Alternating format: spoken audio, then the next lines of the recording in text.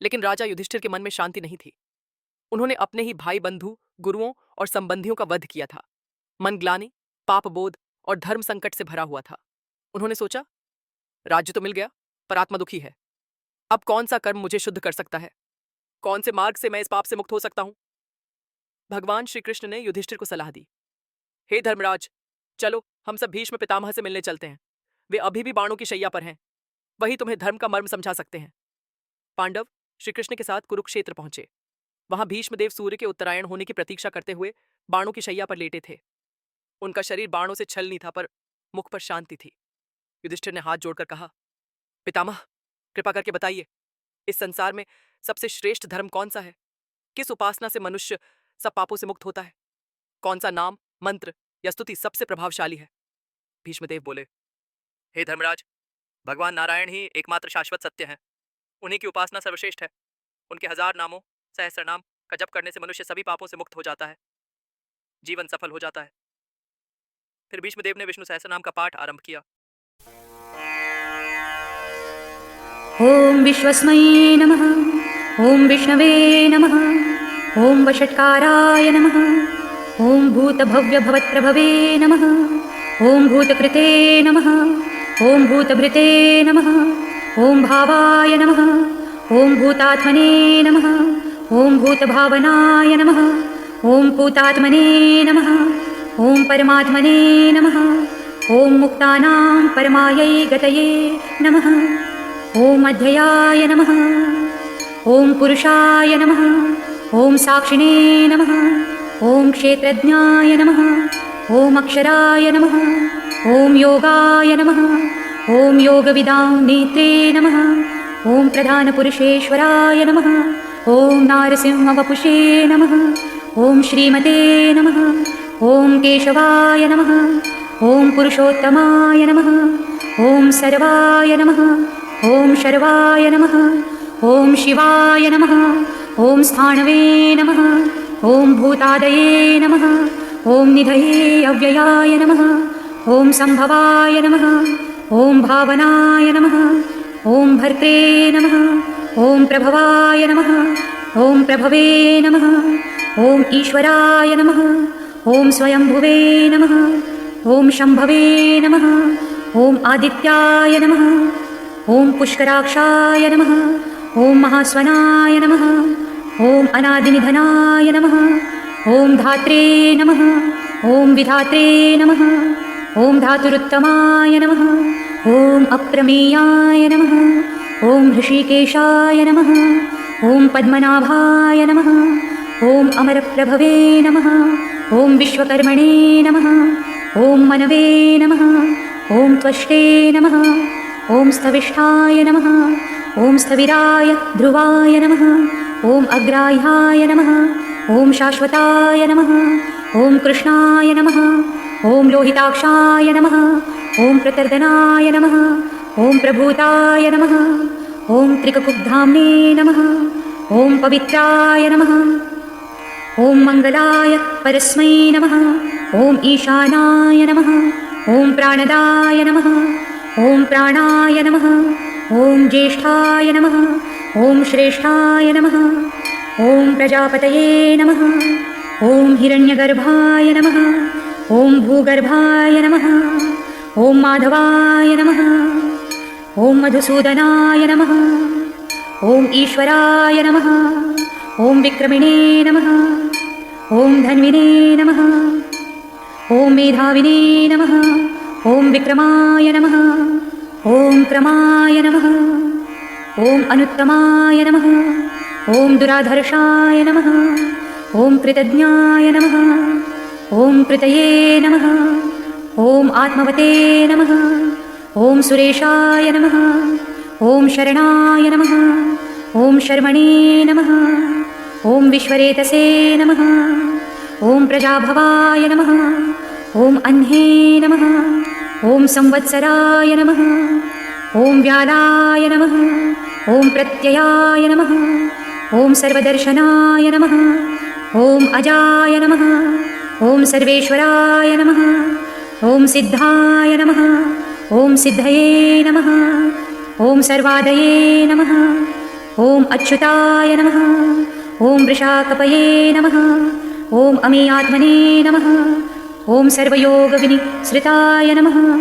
ॐ वसवे नमः। ॐ वसुमनसे नमः। ॐ सत्याय नमः।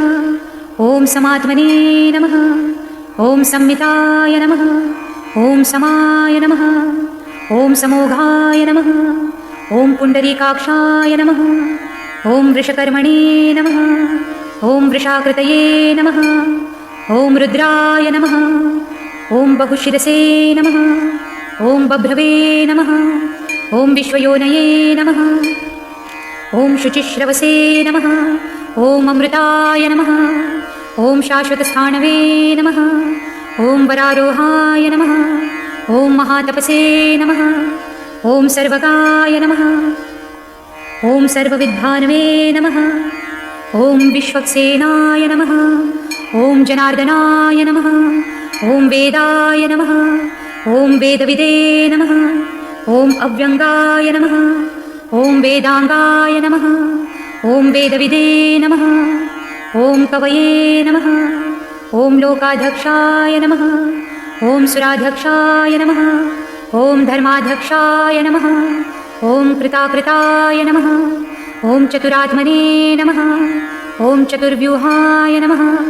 ॐ चतुर्दुष्ट्राय नमः। ॐ चतुर्भुजाय नमः। ॐ भ्राजिष्णवे नमः। ॐ भोजनाय नमः। ॐ भोक्त्रे नमः। ॐ सहिष्णवे नमः। ॐ जगदादिजाय नमः। ॐ अनघाय नमः। ॐ विजयाय नमः। ॐ जेत्रे नमः। ॐ विश्वयोनये नमः। ॐ पुनर्वसवे नमः। ॐ उपेन्द्राय नमः। ॐ वामनाय नमः। ॐ प्रांशवे नमः। ॐ अमोघाय नमः। ॐ शुचये नमः। ॐ ऊर्जिताय नमः। ॐ अतीन्द्राय नमः। ॐ संग्रहाय नमः। ॐ सर्गाय नमः। ॐ धृतात्मने नमः। ॐ नियमाय नमः। ॐ यमाय नमः। ॐ वेद्याय नमः। ॐ वैद्याय नमः। ॐ सदायोगिने नमः। ॐ वीरघ्ने नमः। ॐ माधवाय नमः। ॐ मधवे नमः। ॐ अतीन्द्रियाय नमः। ॐ महामायाय नमः। ॐ महोत्साहाय नमः। ॐ महाबलाय नमः। ॐ महाबुद्धये नमः। ॐ महावीर्याय नमः। ॐ महाशक्तये नमः। ॐ महाद्युतये नमः। ॐ अनिर्देशवपुषे नमः। ॐ श्रीमते नमः। ॐ अमेयात्मने नमः। ॐ महाद्रिधृगे नमः। ॐ महेश्वासाय नमः। ॐ महीभर्त्रे नमः।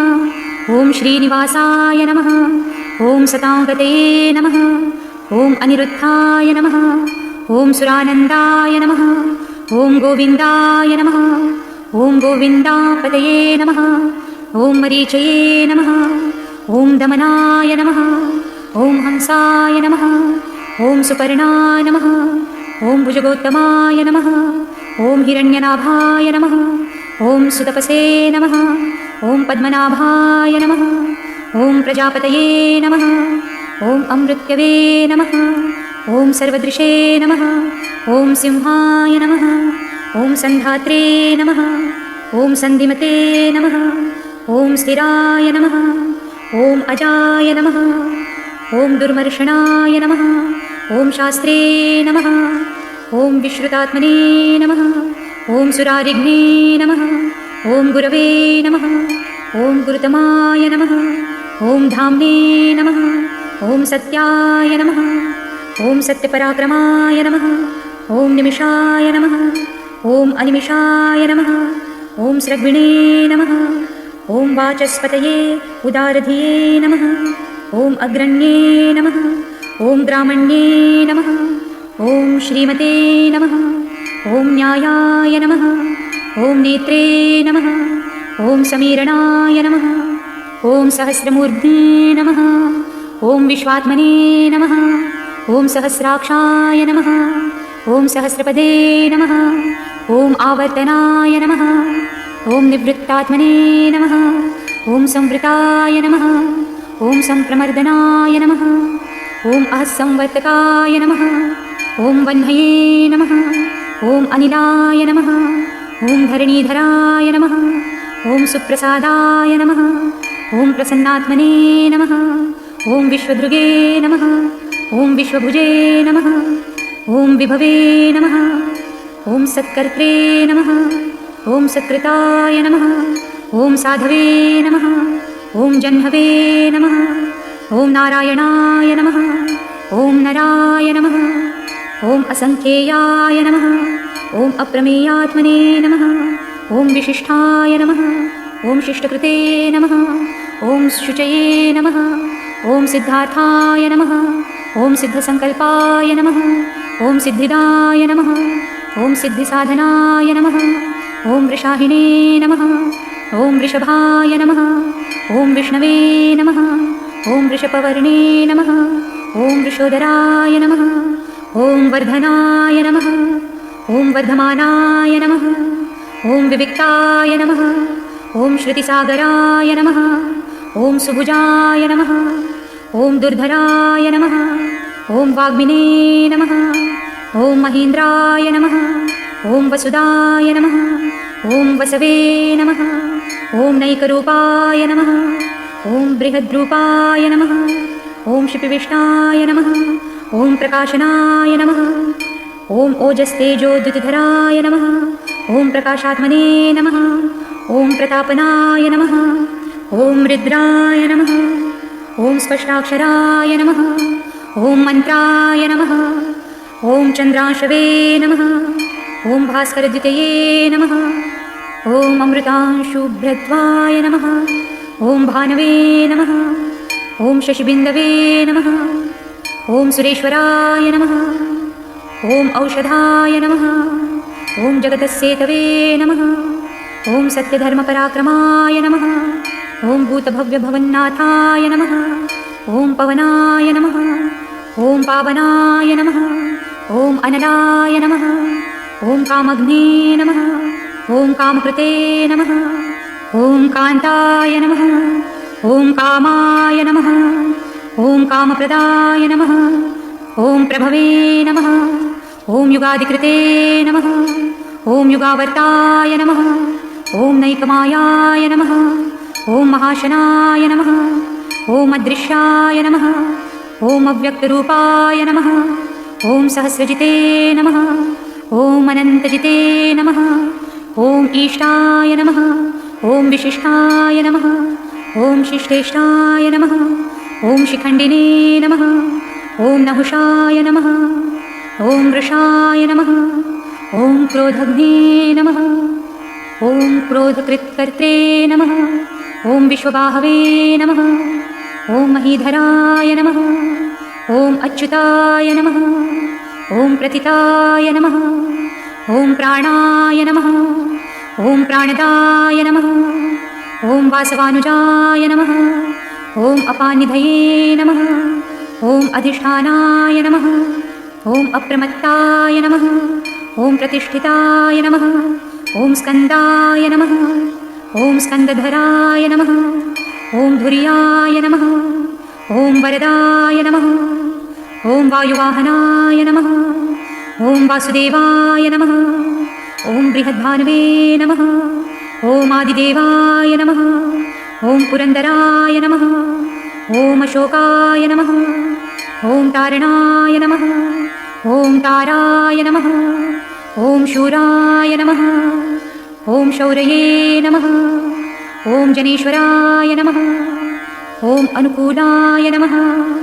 ॐ शतावर्ताय नमः। ॐ पद्मिने नमः। ॐ पद्मनिभेक्षणाय नमः। ॐ पद्मनाभाय नमः। ॐ अरविन्दाक्षाय नमः। ॐ पद्मगर्भाय नमः। ॐ शरीरभृते नमः। ॐ हर्धये नमः। ॐ वृद्धाय नमः। ॐ वृद्धात्मने नमः। ॐ महाक्षाय नमः। ॐ गरुडध्वजाय नमः। ॐ अतुलाय नमः। ॐ शरभाय नमः। ॐ भीमाय नमः। ॐ समयज्ञाय नमः। ॐ हरिर्हरये नमः। ॐ सर्वलक्षणलक्षण्याय नमः। ॐ लक्ष्मीवते नमः। ॐ समितिञ्जयाय नमः। ॐ विक्षराय नमः। ॐ रोहिताय नमः। ॐ मार्गहेतवे नमः। ॐ दामोदराय नमः। ॐ सहाय नमः। ॐ महीधराय नमः। ॐ महाभागाय नमः। ॐ वेगवते नमः। ॐ अमिताशनाय नमः। ॐ उद्भवाय नमः। ॐ शोभणाय नमः। ॐ देवाय नमः। ॐ श्रीगर्भाय नमः। ॐ परमेश्वराय नमः। ॐ करणाय नमः। ॐ कारणाय नमः। ॐ कर्त्रे नमः।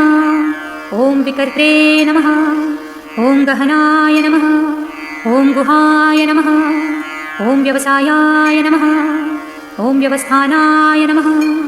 ॐ संस्थानाय नमः। ॐ स्थानदाय नमः। ॐ ध्रुवाय नमः। ॐ परद्धर्ये नमः। ॐ परमाय नमः। ॐ स्पष्टाय नमः। ॐ तुष्टाय नमः। ॐ पुष्टाय नमः। ॐ शुभेक्षणाय नमः। ॐ रामाय नमः। ॐ विरामाय नमः। ॐ विरजाय नमः। ॐ मार्गाय नमः। ॐ नेयाय नमः। ॐ नयाय नमः। ॐ अनयाय नमः। ॐ वीराय नमः। ॐ शक्तिमतां नमः। ॐ धर्माय नमः। ॐ धर्मविदुत्तमाय नमः। ॐ वैकुण्ठाय नमः। ॐ पुरुषाय नमः। ॐ प्राणाय नमः। ॐ प्राणदाय नमः। ॐ प्रणवाय नमः। ॐ पृथवे नमः। ॐ हिरण्यगर्भाय नमः। ॐ शत्रुघ्नाय नमः। ॐ व्याप्ताय नमः। ॐ वायवे नमः। ॐ अधोक्षजाय नमः। ॐ ऋतवे नमः। ॐ सुदर्शनाय नमः। ॐ कालाय नमः। ॐ परमेष्ठिने नमः। ॐ परिग्रहाय नमः। ॐ उग्राय नमः। ॐ संवत्सराय नमः। ॐ दक्षाय नमः। ॐ विश्रामाय नमः। ॐ विश्वदक्षिणाय नमः। ॐ विस्ताराय नमः। ॐ स्थावरस्थाणवे नमः। ॐ प्रमाणाय नमः। ॐ बीजायाव्ययाय नमः। ॐ अर्थाय नमः। ॐ अनर्थाय नमः। ॐ महाकोशाय नमः। ॐ महाभोगाय नमः। ॐ महाधनाय नमः। ॐ अनिर्विण्णाय नमः। ॐ स्थविष्ठाय नमः। ॐ अभुवे नमः। ॐ धर्मयूपाय नमः। ॐ महामखाय नमः। ॐ नक्षत्रनेमये नमः। ॐ नक्षत्रिणे नमः। ॐ क्षमाय नमः। ॐ क्षामाय नमः। ॐ समीहनाय नमः। ॐ यज्ञाय नमः। ॐ ईज्याय नमः। ॐ महेजाय नमः। ॐ क्रतवे नमः। ॐ सत्राय नमः। ॐ सताङ्गतये नमः। ॐ सर्वदर्शिने नमः। ॐ विमुक्तात्मने नमः। ॐ सर्वज्ञाय नमः। ॐ ज्ञानमुत्तमाय नमः। ॐ सुव्रताय नमः।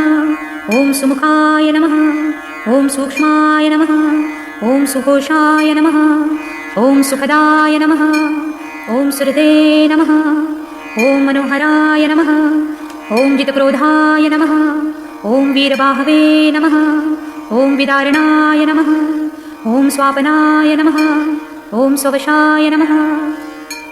ॐ व्यापिने नमः। ॐ नैकात्मने नमः। ॐ नैककर्मकृते नमः। ॐ वत्सराय नमः। ॐ वत्सिने नमः। ॐ रत्नगर्भाय नमः। ॐ धनेश्वराय नमः। ॐ धर्मगुपे नमः। ॐ धर्मकृते नमः। ॐ धर्मिणे नमः। ॐ सते नमः। ॐ असते नमः। ॐ क्षराय नमः। ॐ अक्षराय नमः। ॐ विज्ञात्रे नमः। ॐ सहस्रांशवे नमः। ॐ विधात्रे नमः। ॐ कृतलक्षणाय नमः। ॐ गभस्तिनेमये नमः। ॐ सत्वस्थाय नमः। ॐ सिंहाय नमः। ॐ भूतमहेश्वराय नमः। ॐ आदिदेवाय नमः। ॐ महादेवाय नमः। ॐ देवेशाय नमः। ॐ देवभृद्गुरवे नमः। ॐ उत्तराय नमः। ॐ गोपतये नमः। ॐ गोप्त्रे नमः। ॐ ज्ञानगम्याय नमः ॐ पुरातनाय नमः ॐ शरीरभूतभृते नमः ॐ भोक्त्रे नमः ॐ कपीन्द्राय नमः